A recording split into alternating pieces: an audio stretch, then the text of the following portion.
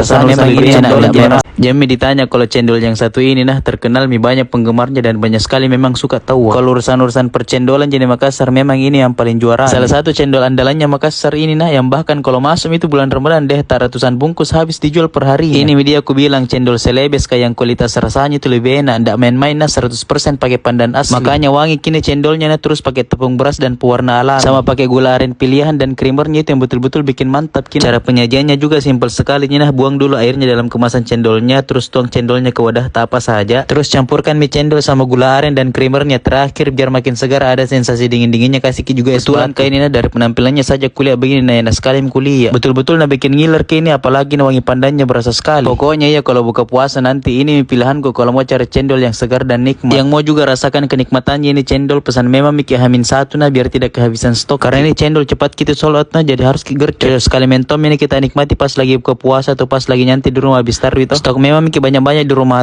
ini namanya